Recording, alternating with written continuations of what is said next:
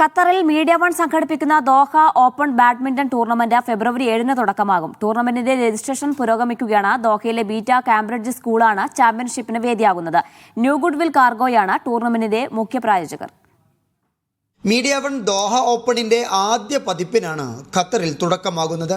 ഫെബ്രുവരി 7, 8, 9, 10 തീയതികളിലാണ് പോരാട്ടങ്ങൾ. വിവിധ രാജ്യങ്ങളിൽ നിന്നുള്ള താരങ്ങൾ മാറ്റുരയ്ക്കും. ഏഷ്യൻ മെഡിക്കൽ സെന്റർ ടൂർണമെന്റിന്റെ സഹപ്രായോജകരാണ്. Open singles, doubles, mixed doubles, under 9 മുതൽ 19 വരെ 24 വിഭാഗങ്ങളിൽ മത്സരങ്ങൾ അരങ്ങേറും. മുതിർന്നവർക്ക് 100-ഉം കുട്ടികൾക്ക് 50-ഉം ഖത്തർ റിയാലാണ് രജിസ്ട്രേഷൻ ഫീ. ഡബിൾസിന് 200 റിയാൽ.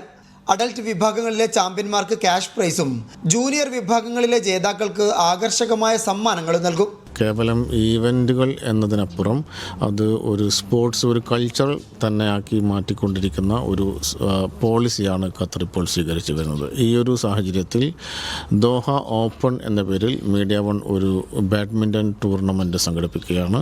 ഖത്തർ ബാഡ്മിൻ്റൺ അസോസിയേഷനുമായി ചേർന്നുകൊണ്ട് സംഘടിപ്പിക്കുന്ന ഈ ടൂർണമെൻറ്റ് തികച്ചും അന്താരാഷ്ട്ര നിലവാരത്തിൽ തന്നെ സംഘടിപ്പിക്കുവാനാണ് ഉദ്ദേശിച്ചിട്ടുള്ളത്. അതോടൊപ്പം ഈ ടൂർണമെൻറ്റിൻ്റെ ഫൈനൽ സംഘടിപ്പിക്കപ്പെടുന്നത് ഖത്തർ നാഷണൽ സ്പോർട്സ് ഡേയിലാണ്. അതുകൂടി വളരെ പ്രധാനപ്പെട്ട ഒരു കാര്യമാണ്. ഖത്തർ ഇന്ത്യൻ അസോസിയേഷൻ കിയ ടൂർണമെൻറ്റുമായി സഹകരിക്കും.